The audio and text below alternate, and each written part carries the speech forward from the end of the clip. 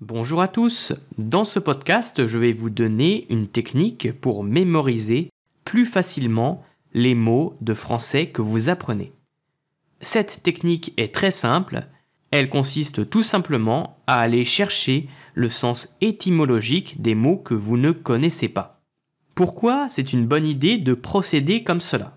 Eh bien déjà pour le profil de nombreux apprenants, en particulier chez les adultes, pour ceux qui aiment vraiment comprendre la structure de la langue, comment elle fonctionne, pour ceux qui aiment apprendre les règles de grammaire, parce que, je le rappelle, même si je dis de ne pas faire trop de fixation sur la grammaire, c'est intéressant d'apprendre la grammaire, tant que ça ne va pas vous faire peur de prendre la parole. Donc pour ce genre d'apprenant, si vous êtes un apprenant qui aime vraiment comprendre comment fonctionne une langue, apprendre le sens étymologique des mots va vous aider à mieux comprendre le français et à mieux comprendre le paradigme du français. Parce que je le rappelle, chaque langue a une influence sur notre manière de penser et de percevoir le monde, et je vais d'ailleurs vous donner un exemple à la fin de ce podcast.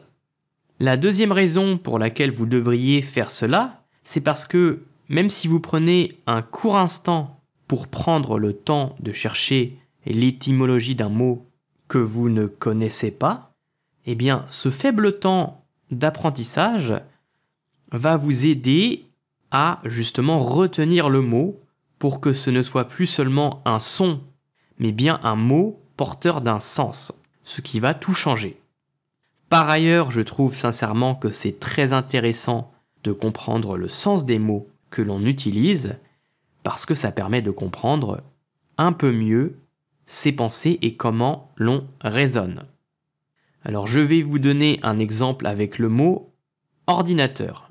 Alors souvent, j'ai pu remarquer que utiliser le mot ordinateur, c'est quelque chose qui fait beaucoup rire les non-francophones qui se demandent mais pourquoi les Français n'utilisent pas le mot anglais computer comme tout le monde ?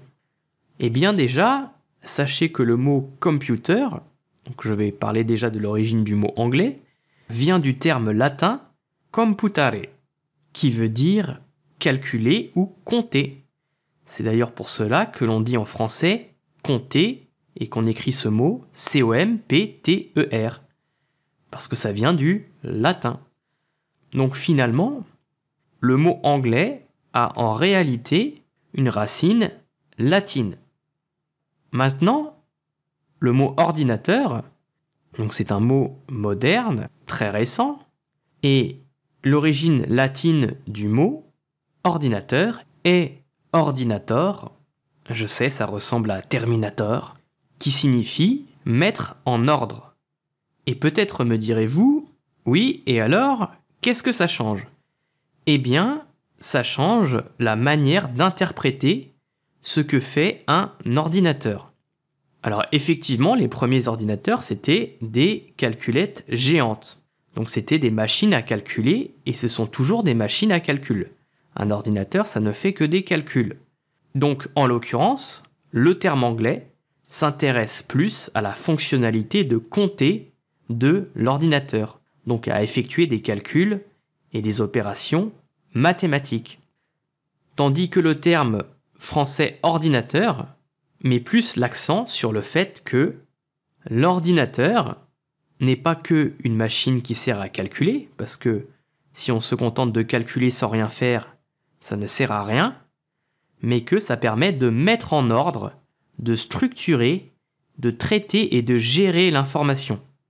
Et finalement, ce terme s'est avéré plus représentatif de ce que sont devenus les ordinateurs, parce que ce sont devenus des outils polyvalents qui permettent de donner de l'ordre, que ce soit pour la gestion des données, le traitement de texte, la communication, tout ce qui est informatique, finalement, ça met de l'ordre.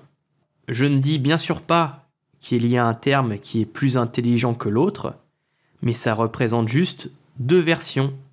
Là où en anglais on va dire computer, qui insiste sur le calcul, en français, ordinateur, ça souligne la capacité évolutive de cette technologie. C'est tout pour aujourd'hui. Je vous remercie et je vous dis à très bientôt.